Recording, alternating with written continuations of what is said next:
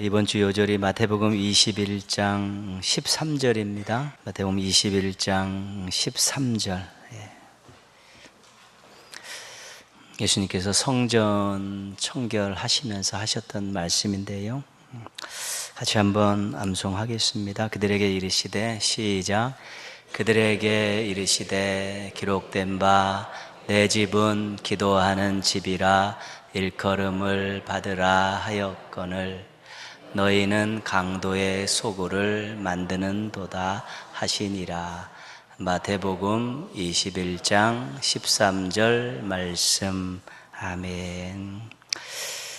예수님께서 성전에 들어가셔서 그 매매하는 자들을 내어 쫓으시고요, 또 돈 바꾸는 사람들의 상을 엎으시고 비둘기 파는 사람들의 의자를 둘러 엎어버리셨습니다. 그리고 오늘 요절 말씀을 하셨죠. 기록된 바 내 집은 기도하는 집이라 일컬음을 받으리라 하였거늘. 그렇죠? 이 말씀은 이사야 56장 7절에 나오는 그런 말씀입니다. 기록된 바, 그러니까 이사야에 기록되어 있는 말씀입니다. 이사야가 이 말씀을 선포할 때의 배경은 그렇습니다. 하나님께서 이스라엘 백성들을 이제 다 택하시고 나중에 구원하시고 그 과정 속에서 이제 하나님과 연합된 이방인들도 전부 다 불러 모으신다는 것입니다. 그래서 이방인들 중에서도 하나님을 믿겠다고, 하나님을 왕으로 섬기겠다라고 그렇게 하나님 앞에 나와서 부복하고 하나님의 왕되심을 고백하는 그런 이방인들도 나중에는 다 받으신다는 것입니다.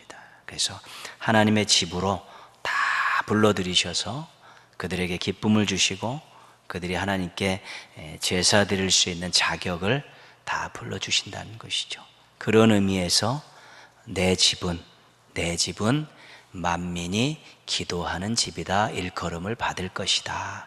그게 이사야의 말씀입니다. 나중에 이방인들까지 다 성전에 모여서 함께 하나님께 기뻐하고 하나님께 제사 드리는 그것을 하나님께서 꿈꾸고 계시기 때문에 내 집은 만민이 기도하는 집이라 일컬음을 얻게 될 것이다. 그 하나님의 뜻을 이사야가 그렇게 전한 것입니다. 그러니까 하나님의 성전이 어느 특별한 사람들, 어느 특별한 민족에게 이렇게 국한되어서 주어진 것이 아니라는 것입니다.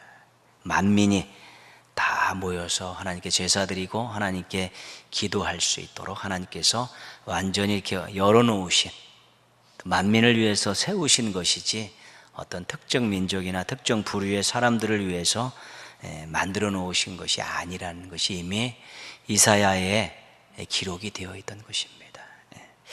근데 예수님 당시 성전이 거룩하지 못한 것이죠. 예수님께서 강도의 소굴을 만든다 너희들이 그렇게 말씀하시죠. 강도는 무력을 사용해서 다른 사람의 소유와 권리를 빼앗는 도둑입니다. 도둑. 자기 것이 아닌데 다른 사람의 것을 힘을 이용해서 강제로 빼앗는, 그것이 권리가 됐던 소유가 됐던 빼앗는 것이 강도입니다. 그런 도둑들이 모여있는 곳이 성전이라고 지금 선언하신 것이죠. 예수님께서 성전을 강도의 소굴이라고 많은 사람들 앞에서 선포하는 그 순간에 예수님은 거의 죽은 목숨이죠. 왜냐하면 당시 유대교의 핵심 그룹들이 이 성전을 운영하고 있었습니다. 그 제사도 드리고요, 거기서 해야 될 모든 일들과 관계된 것들을 다 제사장 그룹들과 바리새인, 사두개인의 특정 그룹들이 다 장악하고 있는데, 이 강도의 소굴을 만든다 그러면 그 사람들 보러 너희들은 강도다, 그런 뜻 아니겠습니까? 벌써 십자가가 가까웠다는 것들을 우리가 느끼게 되는 것이지요. 그러니까 당시에 중요한 내용은 뭐냐면, 많은 사람들이 제사를 드리려고 이제 제물을 가지고 옵니다, 성전에. 그러면 검수하는 제사장이 이 제물은 흠이 있어서 드리지 못하겠다, 퇴짜를 놔버립니다. 그러면 멀리서 온 사람들은 다시 집에 갔다 올 수 있는 기회가 없습니다. 어쩔 수 없이 주변에서 다시 재물을 구해야 되는데 자신들이 지정해 놓은 곳에 가서 재물을 사게 하는 것입니다. 근데 그 지정해 놓은 곳에서 재물을 파는 곳이 터무니없는 가격을 매겨 놓다든가 아니면 상태가 좋지 않은 그런 것들을 갖다 놓는 것이죠. 그러면서 그 재물을 다시 사게 해서 거기서 이득을 챙기는 것이 그 당시 성전을 맡은 자들이 하는 일들이었습니다. 성전세도 일정한 동전으로만, 일정한 화폐로만 내도록 정해놓은 것입니다.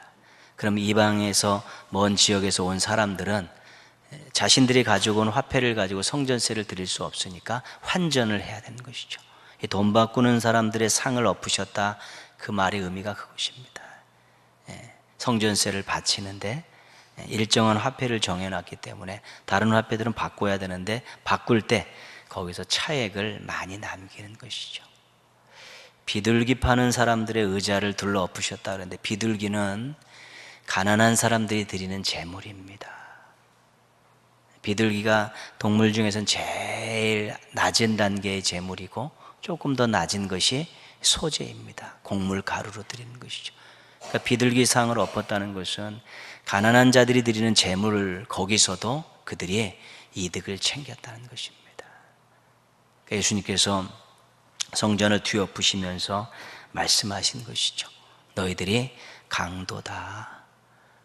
너희들의 그 권력을 이용해서 다른 사람들의 그 재물을, 또 제사 드리러 온 사람들의 그 재물을 거기서 너희들이 이득을 챙기고 착취하는 그것, 너희들 강도다.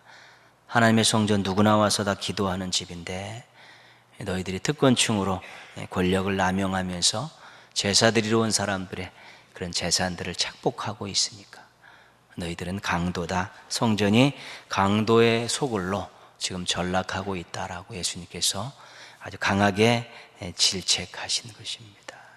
엄청난 사건입니다. 당시에서 목숨을 내놓지 않고는 할 수 없는 그런 일을 이제 이렇게 마지막 십자가가 가까워오는 이 시점에서 예수님께서 이제 행하신 것이지요. 성전은 하나님의 집으로 하나님을 위해 존재하는 것이고요. 하나님의 뜻대로 운영돼야 되는 것입니다. 이번 주간에 왜 이 요절을 얻겠습니까? 교회가 44주년 창립주일을 보냈죠. 우리 45주년을 향해 나가는데 교회 마찬가지입니다. 하나님을 위해 존재해야 됩니다. 그리고 하나님의 뜻에 맞추어서 운영돼야 되는 것입니다. 인간들의 이득을 챙기는 것이 아닙니다. 인간들의 즐거움을 주는 그런 곳이 교회가 아닙니다. 자칫 잘못해서 교회가 어떤 인간들에게 이익을 주고 또 인간들에게 즐거움을 제공하는 그런 것으로 자꾸 바뀌어져 가고 있는데요. 그러면 하나님이 있을 자리가 없습니다. 하나님의 뜻이 실현될 수 있는 장소가 되지 못하고요. 구원을 받아야 될 사람들이 와서 복음을 듣지 못하고 하나님의 말씀으로 재훈련받고 재무장해야 될 사람들이 그런 훈련을 받지 못하고요. 상처받은 사람들이 와서 위로를 받지 못하고 낙심한 자들에게 용기를 줄 수 없는 그러한 그냥 집으로, 인간들을 위한 어떤 집으로 전락해버리면 더 이상 존재 이유가 없어지는 것입니다. 그래서 우리가 교회가 이제는 또 44년 달려고 45년 달려가면서요, 정말 교회가 하나님의 영광을 위해서 존재하는가, 하나님의 뜻대로 교회를 운영하려고 우리 모두가 같이 노력하고 있는가, 혹시 또 인간 냄새가 풀풀 나가는 인간들의 이익을 챙기는 곳으로, 인간들의 여흥을 즐기는 곳으로 전락하고 있지는 않은가, 이런 거 우리가 늘 살펴야 되는 것입니다. 왜냐하면 우리가 여기서 양식을 먹는 것입니다. 우리가 여기서 훈련을 받는 것이고요. 우리가 여기서 양식을 먹고 훈련받은 걸 가지고 우리 삶의 자리에 돌아가서 우리가 하나님의 뜻대로 살 수 있어야 되는데, 와서 먹어야 될 양식이 없습니다. 훈련도 제대로 받지 못합니다. 왜요? 인간적인 냄새들만 풀풀 나니까 먹을 게 없죠. 훈련받아야 될 곳에 인간의 여흥과 즐거움을 제공하는 곳으로 전락해버리면 훈련받을 수가 없는 것이죠. 그럼 약해질 수밖에 없고요. 세상 속으로 나가서는 견뎌낼 수가 없기 때문에 타협하고 야합하고 하나님의 뜻에 거슬리는 그런 삶을 살아가는 그런 유치한 그런 신앙인들로 전락하는 것입니다. 교회가 건강해야지 지체들이 건강하고, 지체들이 건강해야지 가정에 돌아가서 가정이 건강하고요. 지체들이 건강해서 또 사회에 나가서 작은 빛으로, 소금으로 살아가게 될 때 우리가 이 세상에서 조금씩 하나님의 뜻을 실현해가는, 하나님 나라를 만들어가는 또 귀한 역할들을 잘 감당할 수 있게 되는 것입니다. 그 교회가 중요한 것입니다, 여러분. 어떤 의미에서 중요하냐면 여러분의 영적 건강을 위해 중요하고요. 여러분 인생의 사명을 위해 중요하고요. 여러분 가정을 위해서도 중요하고요. 세상에 나가서 여러분들이 어떻게 살아가야 되는가를 또 알기 위해서도 중요한 것이죠. 그래서 교회에서 늘 무언가를 얻어가는 것, 그거는 하나님이 주신 은혜와 말씀입니다. 그 외의 것들은 전부 여러분 와서 교회를 아름답게 하고 건강하게 하려고 여러분들이 끊임없이 기도하고 또 봉사하고 노력하면서 교회가 하나님 뜻대로 잘 운영되어지고 하나님 영광 받으심이 나타나고 교회에 올 때 많은 사람들이 하나님의 은혜와 사랑과 말씀으로 잘 무장할 수 있는 교회를 만들도록 다 노력하는 것이죠. 새벽에 모여서 자신을 위해서 기도하지만 우리가 교회를 위해서 기도하고요. 여러분 개인 기도 시간에 자신을 위해 기도하지만 교회를 위해서 기도하는 거 빠먹지 말아야 되는 것이고요. 우리가 또 중보기도실에서 또 심야 기도회로 모여서도 항상 교회를 위해서 기도하는 이유는 교회가 건강해야지 지체인 우리 자신이 건강할 수 있기 때문에 그렇습니다. 예루살렘 성전이요, 타락했습니다. 근데 하나님께서 나중에는 돌 위에 돌 하나 남지 않도록 다 무너뜨리셨습니다. 거룩함을 잃어버리면 하나님이 사용하시지 않는다는 뜻입니다. 이 세상 그 어떤 것도 절대적인 것은 없습니다. 다 상대적인데 하나님 영광을 위해서 거룩함을 유지하는 것들은 하나님이 사용하시지만 인간적인 것들로 또 세상적인 것들로 나중에 전락해버리면 사용하실 수가 없습니다. 거룩함을 잃어버리죠. 소금이 맛을 잃어버리면 땅에 던져져서 밟힌다는 것이죠. 소금이 맛을 잃어버리면 무의미하고 무가치한 것처럼 성도들이나 교회가 거룩함을 잃어버리면 무가치한 것입니다. 아무짝에도 쓸모가 없는 것이죠. 그래서 교회가 거룩함을 잃어버리지 않도록 성도들이 모여서 거룩함을 훈련받을 수 있도록 그런 교회를 만들기 위해서 함께 기도하고 또 노력하시고 또 그런 교회의 구성원들로 서로 아름다운 교회를 만들기 위해서 협력하게 될 때 그것이 바로 자신에게 복이 된다는 것입니다. 자신에게 득이 된다는 것입니다.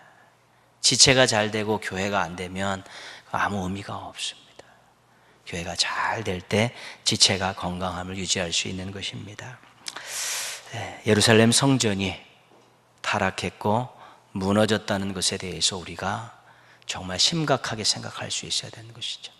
거룩함을 잃어버리면 그렇게 될 수 있습니다.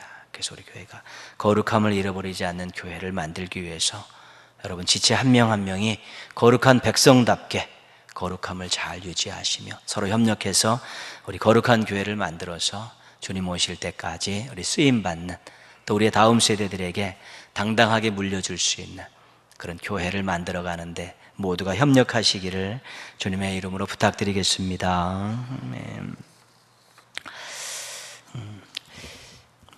4장 말씀 계속해서 중복해서 보고 있는데요. 오늘은 외로움, 고독 이 주제를 가지고 이제 또 인생에 대한 내용들을 한 것을 살펴보려고 합니다. 외로움이라는 것, 고독이라는 것은 인간들이 얼마든지 느낄 수 있는, 누구나 느낄 수 있는 그런 감정입니다. 많은 사람들이 모여있는 가운데서도 고독을 느낄 수가 있고요. 많은 것들을 소유한 가운데서도 고독을 느낄 수가 있고요.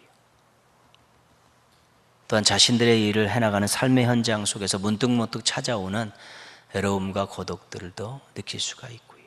이것은 어떤 정해진 것이 아니라, 어떤 조건에 의해서 충족되는 것이 아니라 우리들에게 언제든지 찾아올 수 있는 그러한 감정입니다. 그래서 찾아오는 것들을 못 오게 할 수는 없지만 온 것들을 빨리빨리 잘 정리해서 자신이 고독하다, 외롭다 해서 반신앙적이고 이상적인 행동으로 나아가지 않도록 잘 관리해야 될 아주 중요한 감정입니다. 우리가 4장 1절 학대라는 주제를 통해 볼 때 읽었던 말씀인데요, 4장 1절 보시면요, 내가 다시 해 아래에서 행하는 모든 학대를 살펴보았도다. 보라, 학대받는 자들의 눈물이로다. 그들에게 위로자가 없도다. 힘이 없어서 학대를 받습니다. 돈이 없어서 학대를 받았습니다. 근데 더욱 비참한 것은 위로할 사람이 없다는 것입니다. 이 사람이 정말로 외로움, 또 고독을 아주 눈물로 느끼는 그런 사람이죠. 여러 가지 많은 것들이 없어서 힘든 삶을 살고 있는데 자신의 주변에 자신을 위로해 줄 사람이 없는 것이죠. 홀로 있다고 생각될 때 그때가 가장 힘든 시기 아니겠습니까? 지금 이 사람이 그런 사람입니다. 8절 말씀 보시면요, 8절 말씀 같이 한번 읽겠습니다. 8절 읽습니다. 어떤 사람은 아들도 없고 형제도 없이 홀로 있으나 그의 모든 수고에는 끝이 없도다. 또 비록 그의 눈은 부요를 족하게 여기지 아니하면서 이르기를 내가 누구를 위하여는 이같이 수고하고 나를 위하여는 행복을 누리지 못하게 하는가 하여도 이것도 헛되어 불행한 노고로다. 아멘. 두 가지 내용을 이야기하고 있는데요, 정말 열심히 수고의 삶을 살고 있다는 것이죠. 근데 주변에 아무도 없습니다. 형제도 없고 아들도 없고, 그런데도 혼자 사는데도 하여튼 수고하는 일들이 엄청 많아요. 끊임없이 계속 일한다는 것입니다. 그리고 나중에는 그 많은 것들, 수고해서 얻은 것 가지고 그것을 이렇게 줄 사람들, 또 이렇게 나누어 줄 사람도 주변에 없다는 것입니다. 그러니까 누구를 위해서 수고할 만한 사람도 없으면서도 인생이 그렇게 수고하며 살아야 되고요, 또 막상 또 뭐 수고해서 얻은 거 가지고 옆에 줄 사람이 없는 그런 상태가 있다는 것입니다. 그러니까 누구를 위해서 또 열심히 수고는 하지만 자기를 위해서는 또 내가 이게 행복한가? 또 그런 생각이 들 때도 있다는 것입니다. 그래서 누군가 수고하고 희생하며 살아가는 많은 사람들이 마지막에 느끼는 그런 고독들, 옆에 주변에 아무도 없는데 자기는 수고하며 살 수밖에 없는 그러한 일들 가운데서 사람들이 또 외로움을 느끼고 고독을 느낄 수 있다는 것입니다. 나중에 우리가 또 부모님들이 자녀 다 키워놓고 나중에 찾아오는 그런 감정 있지 않습니까? 내가 인생을 정말 자식을 위해 이렇게 살았는데 나중에 나를 위해서 무엇 했나, 또 자신을 알아주지 않을 때 찾아오는 그런 고독들, 외로움들, 무력감들을 얼마든지 느낄 수 있다는 것입니다. 수고를 하면 열매가 있고, 열매가 있으면 만족해야 되는데 인생이 그렇지 않다는 것입니다. 수고를 하는데 누구를 위해서 수고하는지 모르는 것 같고, 수고를 엄청나게 했는데 자신은 정말 뻥한 것 같고, 그런 일들이 인생 가운데 있다는 것입니다. 그것을 지금 8절에서 이야기하고 있고요, 13절에서 16절까지는 그 궁전에서 일어났던 것을 예를 들고 있죠. 두 사람이 이제 왕이 된 두 사람을 이제 이야기하고 있는데요, 어떤 왕은요 외롭다는 것입니다. 최고의 자리에서 모든 부귀 영화를 다 누리고 있는데 외롭다는 것이죠. 외로운 이유가 뭐냐면 자신의 교만함 때문이라는 것이죠. 그래서 충신들의 간함을 듣지 않는 것입니다. 막 이야기하는데 하나도 듣지 않아요. 자기가 최고라는 것입니다. 신하들의 이야기를 귀담아 듣지 않으니까 그 왕의 자리에 앉아 있으면서도, 모든 것을 다 갖추고 있는 것 같은 자리에 있으면서도 외로움을 느낀다는 것입니다. 고독을 느낀다는 것이죠. 또 한 사람은 주변에 많은 신하들이 있고 그를 존경해서 나이가 들었는데 새로운 사람들, 젊은 사람들이 와서는 자신에 대해서 별로 신경을 쓰지 않는다는 것입니다. 이제 은퇴 때가 다 돼가고 물러갈 때가 다 되니까 자신은 전혀 관심을 기울이지 않아가지고 또 외로움을 느끼고 고독을 느낀다는 그 왕의 두 예를 들고 있는 것이죠. 우리 또 연세 드신 어르신들이 느끼는 그런 외로움, 고독감 아니겠습니까? 어떤 일을 내려놓고 거기서 한 발 물러섰을 때 새로운 사람들이 그 자리에 찾아서 다 자신들의 일을 해나가는 게 정상인데 그래도 옛날을 생각하면서 자신이 잊혀져 가고 있다는 것 때문에 또 외로움과 고독을 느낄 수 있는 것이지요.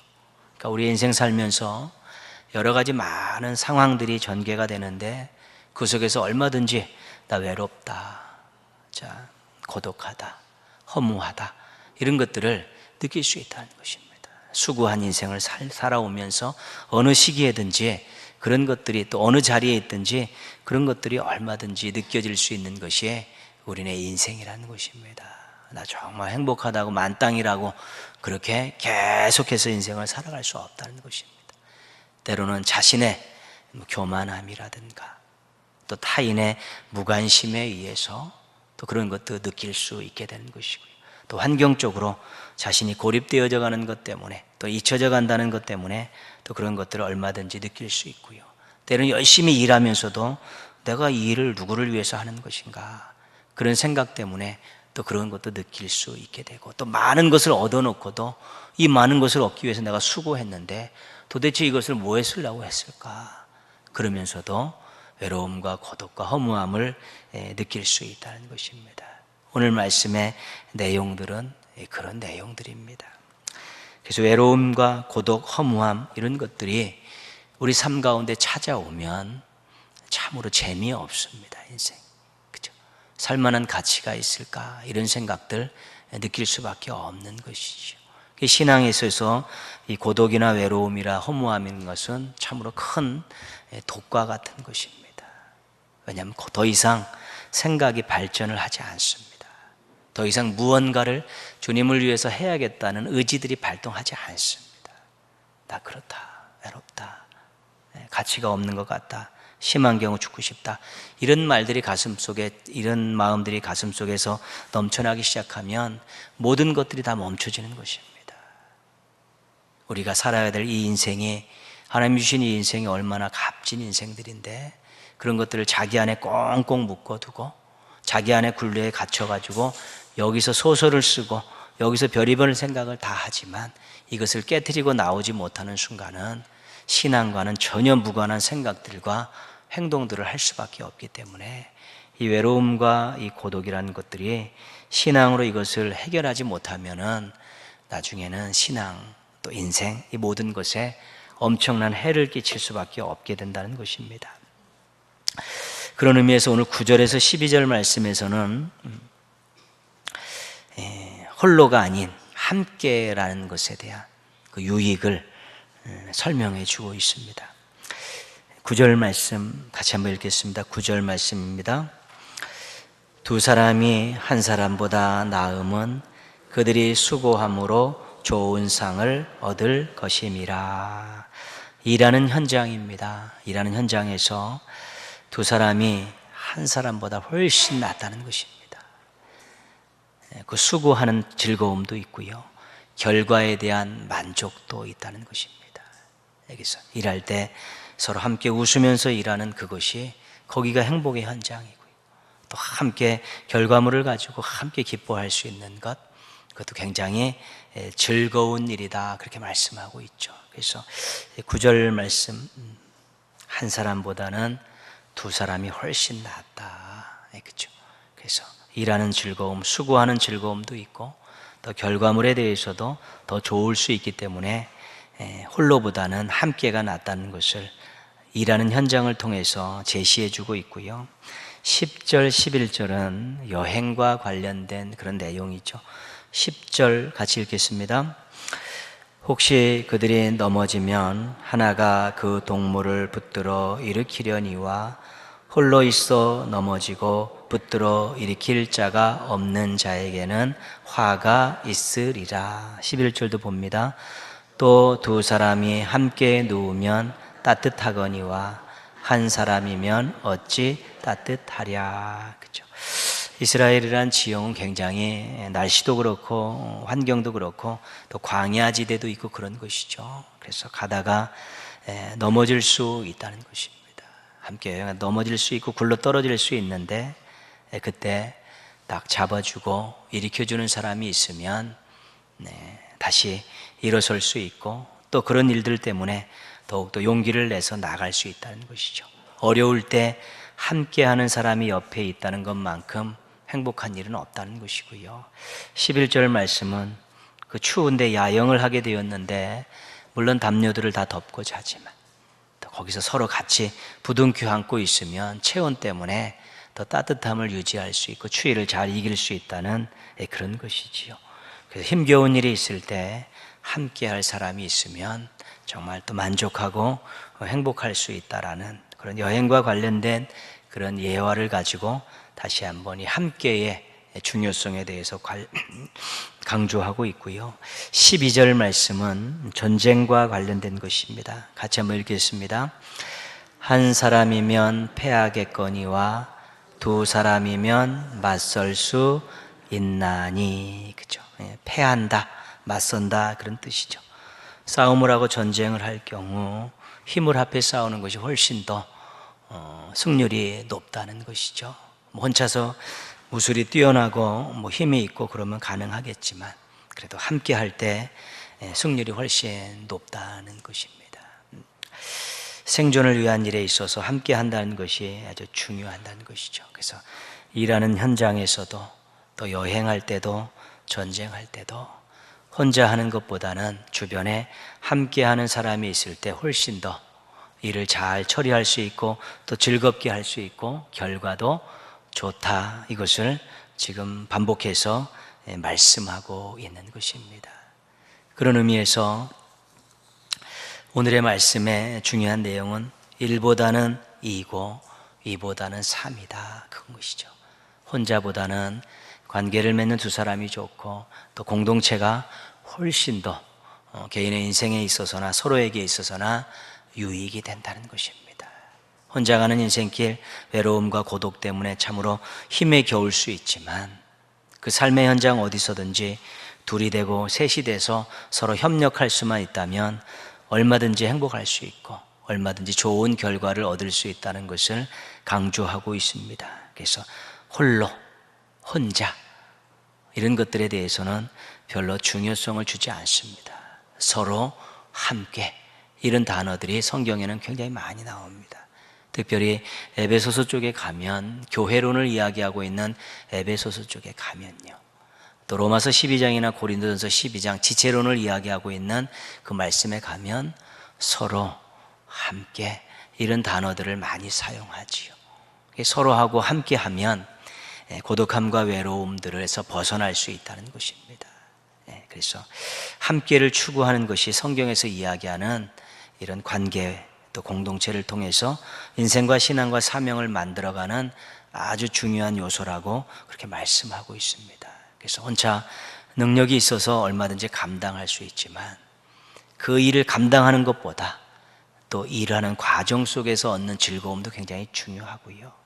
또 그 과정 속에서 서로 교감하면서 얻는 인생의 자양분들도 굉장히 많다는 것입니다.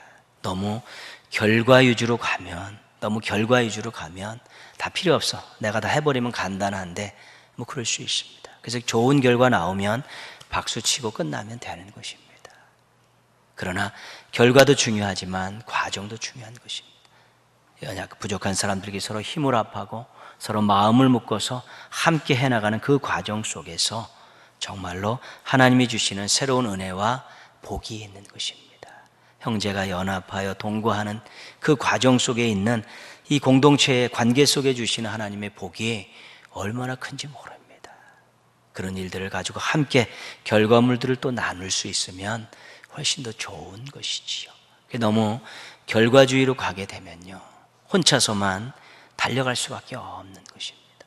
옆에 사람이 때로는 거치장스럽기도 하고 옆에 사람이 때로는 경쟁자가 되기도 하면 어쩔 수 없이 홀라 뛰어갈 수밖에 없습니다.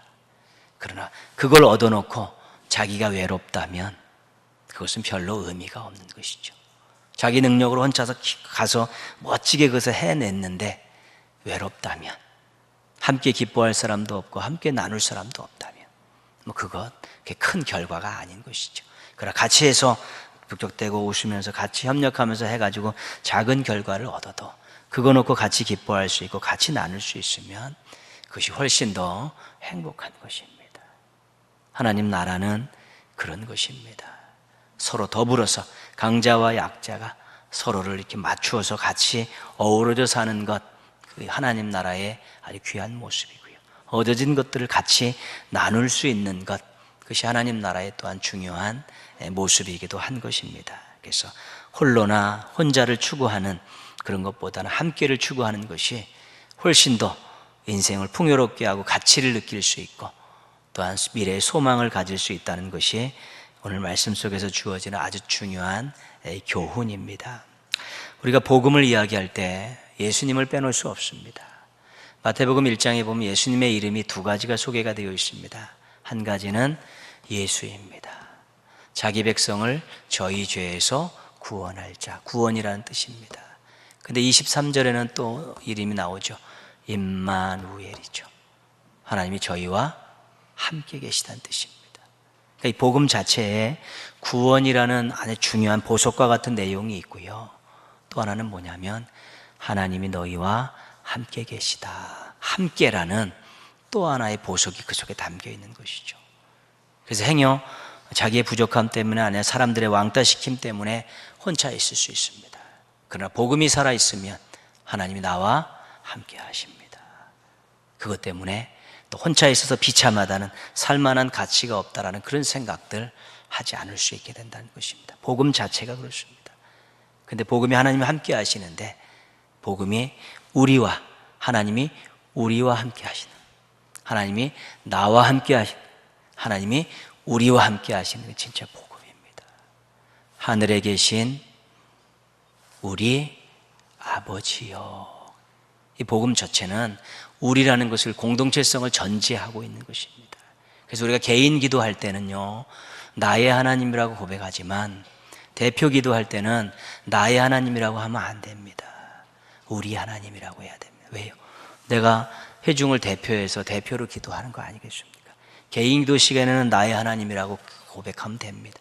그러나 대표 기도하고 공중 기도할 때는 나의 하나님이라고 하면 안 됩니다. 그건 다 우리의 하나님이라고 해야 되는 것이죠. 이게 굉장히 중요한 내용입니다. 그러니까 복음 자체에는 공동체성이 들어가 있는 것이죠. 그래서 세상에 있는 사람들이 다 나를 버려도 하나님은 나와 함께 하십니다.